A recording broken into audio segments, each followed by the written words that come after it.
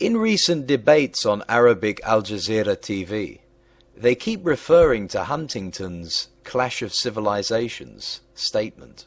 What is the story behind this, and are we actually having a clash of civilizations? Clash of civilizations is a theory proposed by political scientist Samuel P. Huntington that people's cultural and religious identities will be the primary source of conflict in the post-Cold War world. The theory was originally formulated in 1993 in a Foreign Affairs article titled The Clash of Civilizations.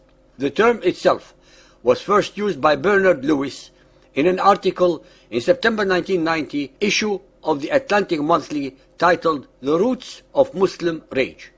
Huntington argues that the widespread Western belief in the universality of the West values and political system is naive, and that continued insistence on democratization and such universal norms will only further antagonize other civilizations. He identifies a major shift of economic, military, and political power from the West to the other civilizations of the world, most significantly to what he identifies as the two challenger civilizations, scenic Chinese and Islam. Specifically, he believes that China's goals are to reassert itself as a regional hegemon. Thus, the rise of China poses one of the most significant problems and the most powerful long-term threat to the West, as Chinese cultural assertion clashes with the American desire for the lack of a regional hegemony in East Asia.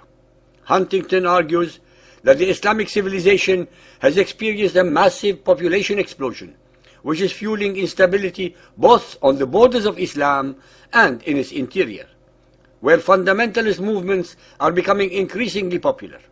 Manifestations of what he terms the Islamic resurgence include the 1979 Iranian Revolution and the First Gulf War.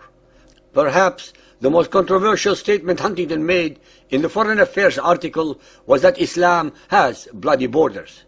He also argues that civilizational conflicts are particularly prevalent between Muslims and non-Muslims, identifying the bloody borders between Islamic and non-Islamic civilizations. Ladies and gentlemen, on several occasions, I had pointed out how vitally important words are. Huntington uses words that sound very powerful and significant, but are in fact not the correct ones as used in the context of his theory. Please remember that clash of civilizations is only a theory and is not a fact. Let us now explore his theory and the words he is using. Civilizations are not based on theology or religion, although they may be an important component of it. Can we speak of a Jovian civilization, for example?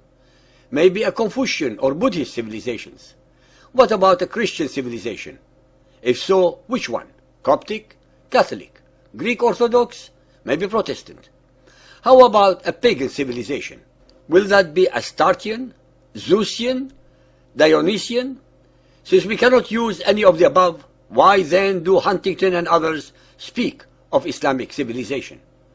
We have demonstrated that there never was such a civilization. There were, on the other hand, civilizations under the sword of Muhammadan Islam. Let us, for argument's sake, assume there is such an Islamic civilization. Then where is it based? What are its borders? What is its language? Its capital? Its culture? Its people? Is it Iraqi? Maybe Afghani or even Somali? How about Kurdish? One cannot name a civilization based on religious beliefs, especially since most peoples throughout history changed their beliefs. Islamic civilization is an oxymoron, because no freedom exists under fundamentalist Muhammadan Islam, thus eliminating the possibility of its followers ever evolving intellectually, spiritually, or artistically. The modern Muhammadan Muslim states that exist today prove our points perfectly. We hear a sickening number of times about so-called Islamic rage. What does this imbecile mantra mean? Why not Christian rage or pagan rage? What about Hindu or Buddhist rage? Why should only so-called Muslims have rage? What is this Islamic rage about? Who is attacking the Muslims when we see on television and read in the news on a daily basis that it is the followers of Muhammad who are attacking almost everybody else across the globe, such as the Twin Towers in America, the subways of London, the trains of Madrid, the civilians of Kashmir, Thailand, Philippines, Kenya, Somalia, Turkey, Argentina, Holland, Iraq, Afghanistan, and Morocco, just to name a few among 100 more. It is an obscene distortion of facts, history, morality, and justice to speak of Islamic rage when they are invariably the aggressors and victimizers of all so-called unbelievers, 80% of humanity. It is us who should be in rage. We are, after all, the victims of their aggression, starting with Muhammad 1400 years ago. China is and will continue to be a superpower in this 21st century, and the whole world should take note. Here we can speak of a civilization. It is, after all, one of the oldest. Please note, we do not call it Confucian civilization. I completely disagree with Huntington's very negative conclusions regarding China. She will of course assert her dominance in Asia. She will do her best to have stable and secure borders.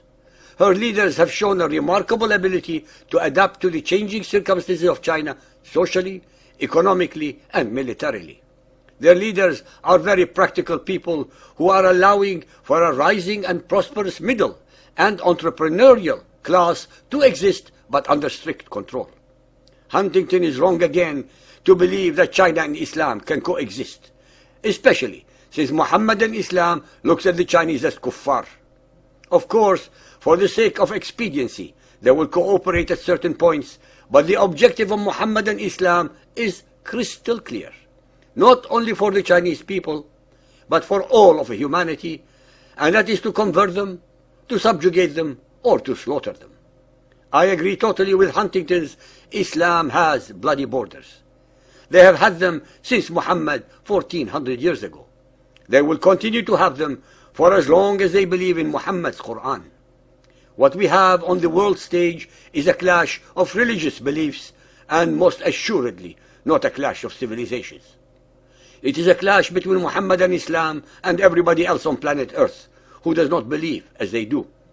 A clash that Muhammad unilaterally declared in his Quran against all so-called unbelievers, be they Arab or not. A clash that continues unabated 14 centuries later by the modern jihadi followers of Muhammad in the name of Allah and his messenger Muhammad. A clash that will bring death and destruction to tens of millions of people if the world community does not wake up very soon to the reality of this threat and its forthcoming disaster.